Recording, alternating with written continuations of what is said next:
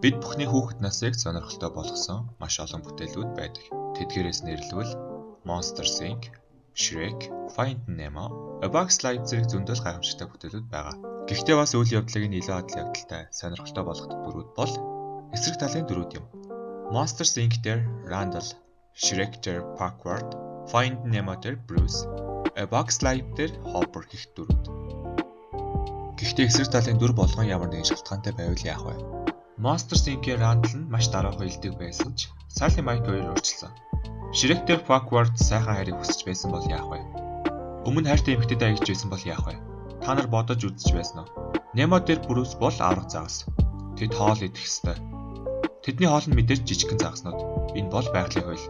A Bug's Life-ийн Hopper-ыг угаасаа өмнөх шаардлага алах тэр бол ганцхан. Хаха. No! Мэдээж бүгдээрээ үндсэн сэдвүүгээ орцгоё.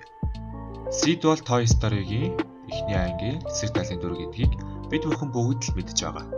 Дүрсгүй, дээрэнгүй, дур зоргоороо. Гэвч аваа босгоогүй бол шаазгаа ханаа суух билээ. Магадгүй түүний хүүхэд нас эдрэгтэй өнгөрсөн байж мэднэ. Түүний тоглоомнуудад хийсэн зүйлс хэрцгий мэт боловч үнэхээр бүтээлч байсан. Тэгээд ч тэр тоглоомнуудыг амтай гэж мэдээгүй байсан шүү дээ. Энэ нь түүний бодит амьдралаас ухтах гэсэн нэг арга зам, coping механизм байсан байж болно. Coping механизм гэдэг нь хар үгээр бол өөрийнхөө сэтгэл зүгээ ямар нэгэн зүйлээр тайвшруулах гэсэн үг юм. Мөн түүний аав нь сандал дээр унтаж байгаа дүр зураг хальт хараад өнгөрдөг. Сайн харвал сандалны дэргэс шар аригны лаасан төвлөрч байгааг чи ажиглаж болно. Тэгээд Сиди аавыг амандаа бовтнох үед нохоо нөрөөнөөс гарч оддог. Учир нь түүний сэрэх юм бол юу болохыг нохоо мэдж байсан. Амтаа хүртэл зөнтэй шүү дээ. Одоо харин гол зүйл бол чи Сидийн гэрийг сайн ажиглах хэрэгтэй. Түүний охин дүүн цэвэрхэн тоглох өрөөтэй байхад Сиди хэсэргээрээ байдаг. Тийм л дээ. Өсвөр насны хүүхдийн өөрөө ийм байх нь хэвээ үзэгдэлч түүний боснолж байгаа бүх тоглоомнууд нь дүүгийнх нь байдаг. Тэгэхээр тэр дүүдээ хатаархдаг байж мэднэ. Хүүхдүүдээ ингэж ирэмбэлж харьцдаг эцэг ямар хүмүүс байх нь ойлгомжтой үстэй. Сид хүүхэд насаа ийм хатуу орчинд өнгөрүүлэх ямар шаардлагагүй байсан. Ямар сандал хог ажилтны компанид орох уу? Гэхдээ мэргэжил бүхэн сайхан шүү дээ.